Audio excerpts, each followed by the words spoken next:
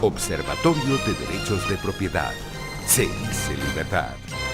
Bienvenidos al podcast del Observatorio de Derechos de Propiedad de Se dice libertad. Conversamos con Andrea Rondón, abogado, profesora de la Universidad Católica Andrés Bello y directora del Comité de Derechos de Propiedad de Se dice libertad. El derecho a la propiedad es un derecho humano. ¿Qué pierde el ciudadano al no tenerlo? Porque siento que el ciudadano como tal no percibe que es su derecho, que tiene derecho a tener una propiedad, no solo una casa, un carro, sino a tener lo que él decide comprar. ¿Qué pierde al perder el derecho de la propiedad? Bueno, antes que nada sí me gustaría precisar algo. En Se dice libertad nosotros defendemos vida, libertad y propiedad.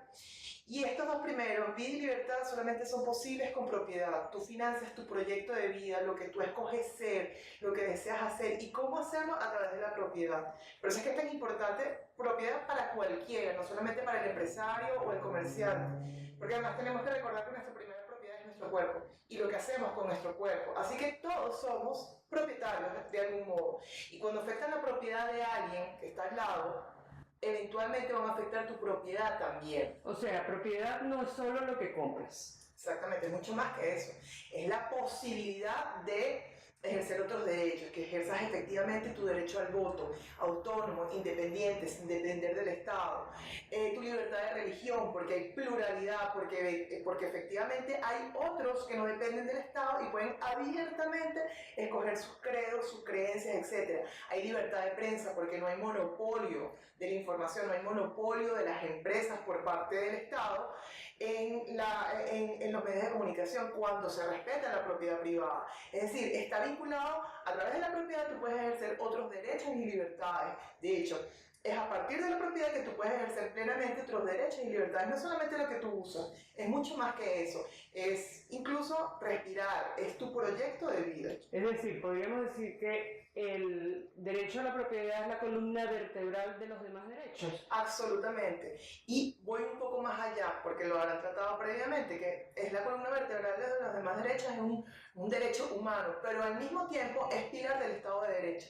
Porque un individuo autónomo, independiente, capaz de ejercer plenamente sus derechos y libertades, porque es pilar de otros derechos, puede hacer control al Estado, puede reclamar al Poder Judicial sea autónomo, sea independiente, puede exigirle el Poder Legislativo. Ese es el proyecto de ley por el que yo voté por ti, diputado. Puedes hacer contraloría ciudadana, puedes ser verdaderamente ciudadano, ejercer tus deberes y tus derechos mucho más plenamente porque no tienes un bozal de arepa en la boca. Eres autónomo e independiente. Claro, lo que se percibe es, como decía al inicio, el ciudadano no lo tiene claro. ¿Qué hacer para que el ciudadano tenga presente que este es su derecho principal y que de allí parten los demás derechos? Desde el observatorio hacemos jornadas de divulgación de las distintas formas, siempre por premisa que la propiedad nos afecta a todos. Por lo que decía inicialmente, porque nuestra primera propiedad es nuestro cuerpo, y obviamente nuestro cuerpo, nuestra mente y lo que hacemos con ello. Y eso no es ajeno a nadie, todos estamos cercanos a esa idea.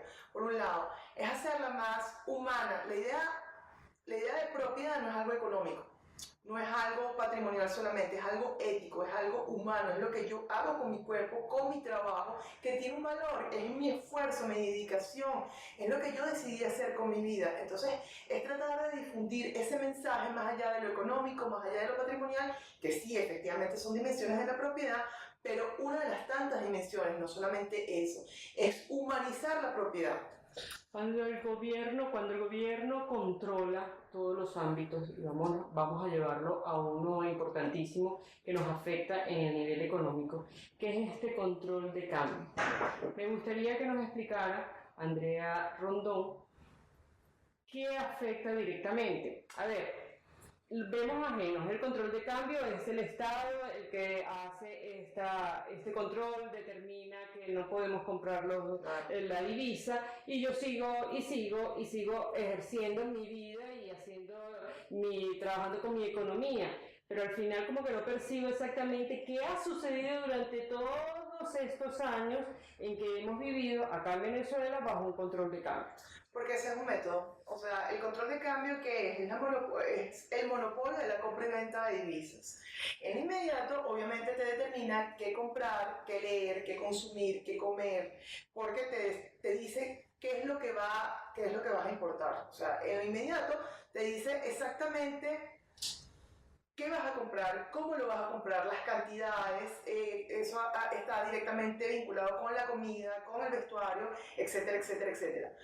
Y como dices tú, cuando ya tienes más de una década del control de cambio, poco a poco esas libertades que tenías de escoger se van eliminando y no lo sientes porque lo hacen lento, progresivamente.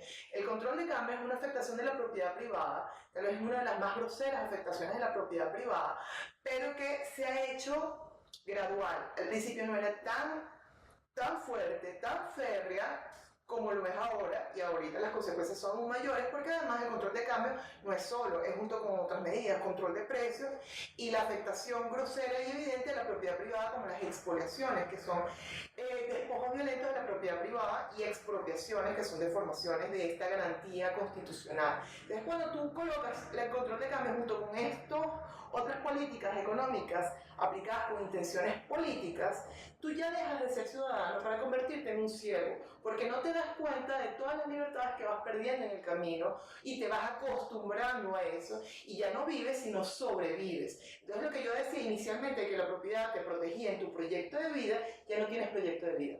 Tu proyecto de vida se reduce a sobrevivir, y eso no es un proyecto de vida, es lo que decidieron por ti.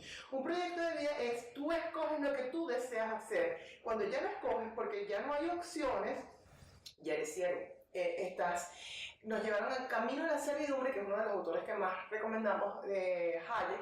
Esa es una obra que te explica cómo a través de la planificación centralizada de la economía, y el control de cambio es uno de los ingredientes de esa planificación centralizada de la economía, cómo poco a poco te van restando espacios y cuando eras un ciudadano libre, independiente y autónomo del Estado, terminas siendo un esclavo completamente dependiente del Estado. Así no lo hayas querido, porque eliminaron todas las opciones que era la propiedad privada, eliminaron todas las opciones que era la iniciativa privada.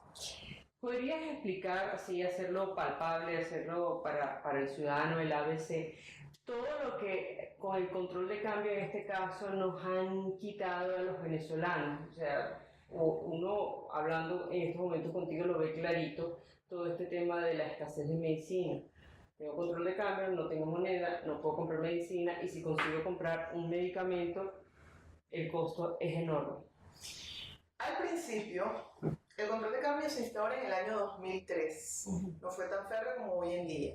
Al principio no sentías el impacto porque este tipo de medidas no tienen un efecto inmediato, sino mediato. Y al tener un efecto mediato, sientes los efectos a los 10, 12, 13 años, ya cuando, digamos, los efectos son menos reversibles que al inicio. En los primeros años sentías la escasez de algunos productos, pero te conformabas y sustituías con una que otra marca, ya no hacías el mercado en un único sitio, sino en 2, 3 sitios un fin de semana.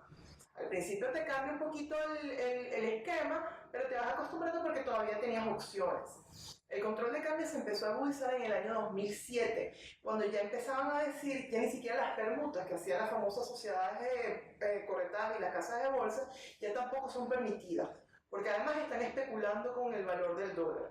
Así como persiguen a los comerciantes por especular con el precio, llegaron a perseguir a las sociedades de corretaje y casas de bolsa con la especulación del dólar. Cuando te eliminan esas casas de bolsa y sociedades de corretaje, que eran una forma de obtener divisas más allá de Caribe en aquella época, que eran otras opciones para subsistir también de la empresa privada, tú ya no tienes los 2 o 3 mercados que a los que podías ir al inicio. Ya tienes un único mercado o ya no consigues el producto. Y con el tiempo ya va afectando productos mucho más básicos, ya no solamente afecta tu dieta, ya afecta, como acabamos de decir, el medicamento, ya empieza a afectar la infraestructura sanitaria, porque no hay ninguna clínica que esté completamente equipada, ya muchos tratamientos los tienes que hacer afuera porque no los puedes hacer aquí, ya incluso lo más básico las pagas en dólares. Importación.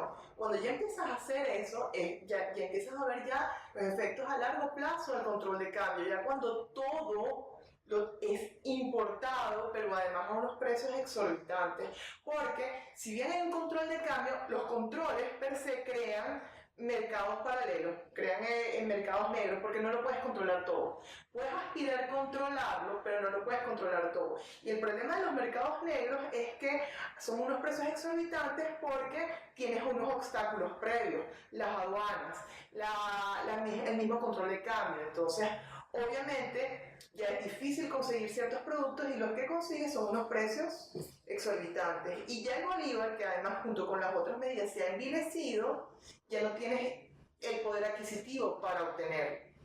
Fíjate, hablabas de justamente los mercados paralelos, ¿no? Y estos mercados negros que hoy en día en Venezuela hay muchos. ¿Es el ciudadano igualmente siervo de esos mercados? De algún modo sí, aquí sí tengo que aclarar, cuando hablamos de esos mercados paralelos no los estamos cuestionando porque no estamos cuestionando la raíz del problema. Por ejemplo, nosotros no nos gusta utilizar la palabra bachaquero porque es una forma peyorativa de tratar un efecto inmediato o un efecto inevitable del control de cambio y del control de precios y todas estas medidas nefastas del socialismo que no es propio solamente de Venezuela, sino lo que hace es replicar esas medidas nefastas del siglo XX ahora en el siglo XXI con ciertos añadidos, ¿no? Entonces, son revendedores que vieron una oportunidad. Hay un control, bueno, déjame aprovechar, tengo acceso a ciertos productos que otras personas no tienen acceso a ciertos mercados, el mercado o nuevamente el Estado, porque genera corrupción, genera privilegios, acceso para pocos, no para todos, y eso lo que hace es que al eliminar la iniciativa privada quedan estas iniciativas, distorsiones que generan estas medidas del Estado, y claro, son las únicas opciones que quedas. Sí quedas a merced de ellos, pero no directamente, o sea, quedas a merced de ellos por políticas del Estado, porque son las únicas opciones que quedaban al destruir la empresa privada. Entonces, son siervos, pero nuevamente siervos de las políticas del socialismo del siglo XXI. Los revendedores son una consecuencia inevitable de las políticas del socialismo del siglo XXI.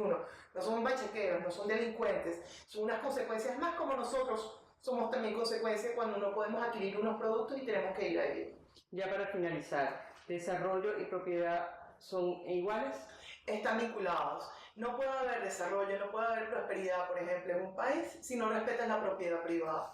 Con la propiedad privada definitivamente tú alcanzas un estado de bienestar, y es a lo que iba, no es solamente patrimonial, no es solamente económico, bienestar para el individuo, y eso se traduce en bienestar para un país. Bien, llegamos al final de este podcast del Observatorio de Derecho de Propiedad de Se Dice Libertad con Andrea Rondón, abogada, directora del Comité de Derecho de Propiedad de Se Dice Libertad. Gracias por la invitación. Se dice libertad por un país de propietarios.